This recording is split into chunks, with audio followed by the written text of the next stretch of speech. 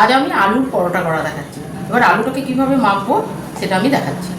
এবার আলু পরোটা করতে লাগছে, এই যে এটাকে আমি গ্রেট করে রেখেছি, হ্যাঁ, পেঁয়াজ, আদা, রসুন, কাঁচা লঙ্কা, আর লাগছে লবণ, একটু গরম মশলা, আর এটা হচ্ছে ভাজা মশলা, আর একটু মিষ্টি।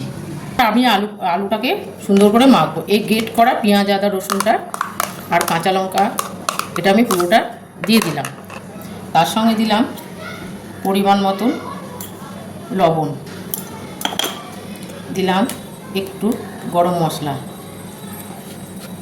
দিলাম ভাজা মশলা, তার সঙ্গে দিলাম একটু মিষ্টি। এটাকে আমি এবার ভালো করে হাত দিয়ে মেখে নেব। হাত দিয়ে মাখলে ভালোবাসা মিশে থাকে, তাই আমি এটাকে ভালো করে হাত দিয়ে মেখে নেব। এবার আমি নুন, একটু মিষ্টি দিয়ে আটা ময়দা মেশানো এটাকে আমি ভালো করে মেখে নেব। এই আমার আটা মাখা হয়ে গেছে, আটা ময়দা মিশিয়ে আমি এটা মেখে রেখেছি। এবার এর ভেতর আমি এই আলুর পুরটা ভরবো।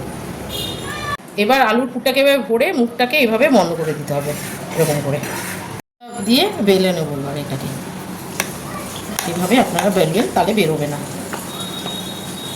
ময়দা দিয়ে আমি বেলে নেব। কড়াইয়ে তেল দিলাম।